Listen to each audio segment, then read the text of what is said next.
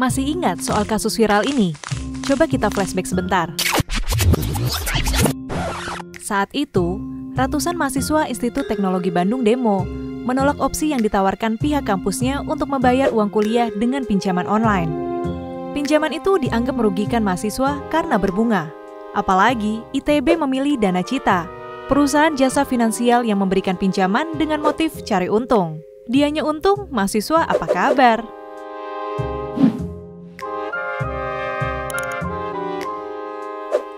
Coba perhatikan simulasi ini. Jika satu mahasiswa meminjam 7 juta rupiah dengan tenor 1 semester di aplikasi Dana Cita, dia harus mencicil 1,31 juta rupiah tiap bulannya, dengan estimasi total pengembalian 7,8 juta rupiah. Artinya, bunga yang dibayarkan per hari mencapai 0,1%, sementara per bulannya yakni 3,12%. Terhitung besar atau tidak nih?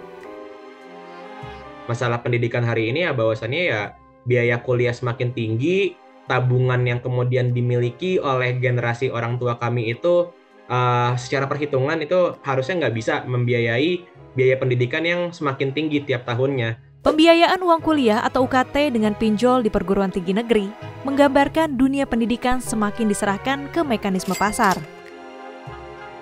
Padahal sistemnya sudah diterapkan pada tahun akademik 2013-2014. Penerapan besar UKT juga ditentukan lewat beberapa asesmen, salah satunya penghasilan orang tua. Artinya, mahasiswa tak mampu bisa digratiskan atau membayar lebih murah, sedangkan mahasiswa mampu membayar lebih tinggi.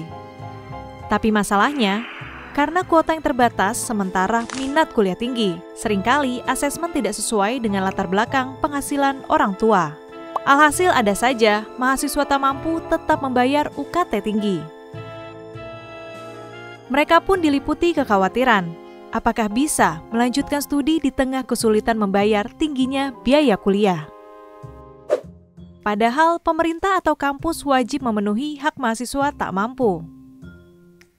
Persoalannya, poin terakhir ini ditafsirkan dapat menyerahkan pembiayaan UKT pada pihak ketiga, termasuk pinjol.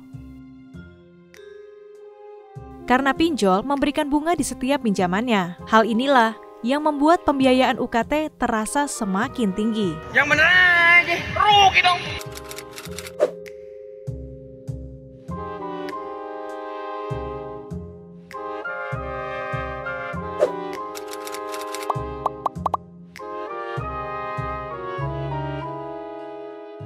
Sebenarnya banyak cara yang dilakukan oleh berbagai perguruan tinggi untuk membantu mahasiswa yang kesulitan dalam pembayaran uang kuliah tunggal. Ada beberapa kampus menerapkan bekerja sama dengan mitra-mitra perguruan tinggi ya, misalnya bank, industri-industri yang selama ini memberikan support, dukungan yang cukup besar ya terhadap masyarakat melalui perguruan tinggi untuk membantu mereka yang kesulitan bayar uang kuliah, atau malah ada yang membagi sampai kepada beasiswa sampai kepada biaya hidup. Perguruan tinggi negeri kini diduga larut dalam komersialisasi sehingga mengabaikan tujuan utama pendidikan. Orientasi mencari keuntungan material pun perlahan tercium. Jika kita flashback lagi, naiknya biaya pendidikan di PTN terjadi karena perubahan dalam politik pendidikan di Indonesia. Setelah era reformasi, gelombang desentralisasi di semua bidang menguat, tak terkecuali pada pendidikan tinggi. Dosen Sosiologi Universitas Indonesia, Fajri Sregar mengatakan, polemik biaya kuliah lahir dari perdebatan apakah pendidikan tinggi masuk kategori public goods atau tidak. Jika masuk, negara bertanggung jawab penuh untuk menyediakan layanan pendidikan tinggi agar setiap warga negara mendapatkan kesempatan sama untuk mengaksesnya. Sedangkan pandangan kalau pendidikan tinggi tidak sepenuhnya public goods, karena lulusan universitas nantinya masuk ke pasar kerja. Mereka pun akan mendapatkan keuntungan finansial, manfaat ekonomi, dengan ilmu dan keahlian yang diperoleh di perguruan tinggi.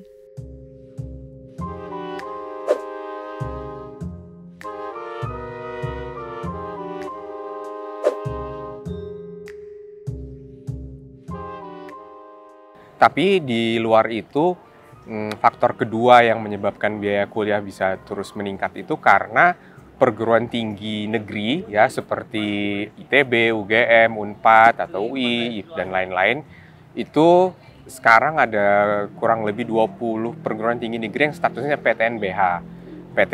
PTNBH atau perguruan tinggi negeri Badan Hukum ini punya otonomi yang sebenarnya baik ya karena itu memberikan kebebasan administratif untuk para kampus ini untuk mendesain atau merencanakan kegiatan mereka.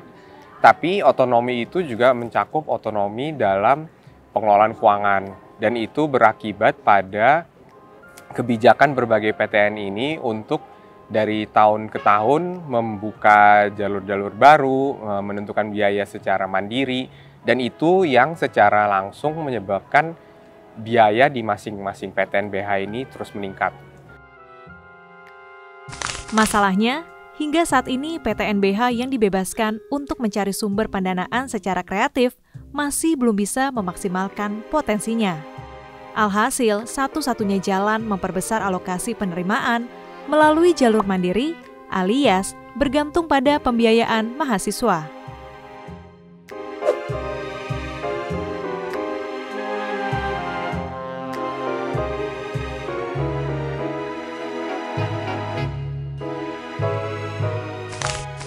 Namun, pandangan mengenai biaya pendidikan tinggi yang mahal akibat status PTNBH ditolak pemerintah. Sebab standar biaya penyelenggaraan pendidikan tinggi di Indonesia dianggap masih rendah jika dibandingkan dengan negara lain. Kendati sebenarnya trennya terus meningkat dari ratusan ribu menjadi belasan hingga puluhan juta di luar biaya hidup bulanan. Mahalnya biaya pendidikan tidak ada hubungannya dengan PTNBH. PTNBH sebagai penyelenggara layanan pendidikan tinggi masih mendapatkan pendanaan dari pemerintah. Baik dalam bentuk bantuan biaya operasional, pendanaan penelitian, dan pengabdian kepada masyarakat, gaji dan tunjangan dosen maupun investasi pembangunan infrastruktur, ujar PLT Dirjen Dikti Kemdikbudristek Nizam. Penyelenggaraan pendidikan tinggi di PTN pun masih dilakukan secara gotong royong antara pemerintah dan masyarakat untuk mendapatkan sumber pendanaan lainnya. Adapun pemerintah telah memberikan Kartu Indonesia Pintar kuliah ke hampir 1 juta mahasiswa di perguruan tinggi. Namun sayang, kemampuan pemerintah untuk memberikan KIP kuliah dianggap terbatas karena kebutuhan yang lebih tinggi dari ketersediaan anggaran. Sementara itu, kebutuhan pembiayaan kuliah bagi kelas menengah belum ada skemanya, terutama bagi mereka yang tidak memenuhi syarat mendapatkan KIP kuliah. Inilah yang perlu dicarikan solusi. Lalu bagaimana dengan skema student loan? Kalau saya pribadi, saya akan bilang selama negara bisa membiayai atau mendanai perguruan tinggi, student loan itu jangan sampai menjadi pilihan. Nah, kalau kita belajar dari negara lain yang memang terkenal ada skema student loan-nya dan terkenal buruk, itu di Amerika Serikat, student loan itu diserahkan ke mekanisme pasar, artinya perbankan itu diberikan kesempatan untuk memberikan pinjaman, tapi itu semua dengan bunga yang variatif. Tapi kalau dari riset yang pernah saya baca dari Brookings Institute itu 2017, sekitar 20% mahasiswa akhirnya nggak bisa mengembalikan pinjaman tersebut. Jadi itu menjadi tanda ya bahwa skema student loan itu sebisa mungkin benar-benar pilihan terakhir kalau nggak ada pilihan lain lagi. Pemerintah sepakat kalau student loan jangan sampai diserahkan kepada mekanisme pasar. Sebab banyak skema student loan di negara maju yang gagal. Lulusan perguruan tinggi menjadi kreditur seumur hidup dan gagal bayar. Dari berbagai praktek student loan di dunia, salah satu yang dipandang cukup berhasil adalah skema income contingent loan yang diterapkan di Australia dan beberapa negara lainnya. Saat ini, skema pinjaman murah bagi mahasiswa dengan sistem pengembalian yang lebih baik itu sedang dipersiapkan oleh Kementerian Keuangan, ujar PLT Dirjen Dikti Kemdikbudristek Nizam. Secara prinsip, skema ini tetap mewajibkan mahasiswa yang meminjam untuk membayar kembali pinjamannya setelah bekerja dan berpenghasilan di atas batas tertentu. Ya, semoga skema pembiayaan itu benar-benar tidak menerapkan bunga kepada mahasiswa alias 0%. Bagi PTNBH, selain memanfaatkan student loan atau pinjol, alternatifnya memaksimalkan dana abadi. Kami baru memulai dana abadi itu kan setelah kita PTNBH. Dan tidak tertutup kemungkinan ke depan ya, hasil usaha dana abadi ini dalam bentuk bunganya dan sebagainya itu bisa juga dimanfaatkan nanti untuk membantu mahasiswa yang kesulitan untuk membayar uang kuliah. Tapi hari ini di UNP solusi yang kita buat itu adalah kita mengaktifkan unit pengumpul zakat ya. Sehingga ini sangat membantu mahasiswa yang kesulitan, tapi mereka punya prestasi akademik yang baik. Jadi banyak sebenarnya solusinya, dan saya memang tidak sependapat kalau pinjol ini dijadikan sebagai salah satu alternatif ya. Rencana pemerintah memberikan pinjaman kepada mahasiswa lewat dana abadi LPDP patut diapresiasi. Tetapi rasanya itu bukan satu-satunya solusi. Jadi orang tua Indonesia di masa depan kayaknya semakin sulit ya. Mengingat biaya kuliah anak yang semakin selangit. Bagaimana dengan mereka yang nggak mampu? Masa dilarang kuliah?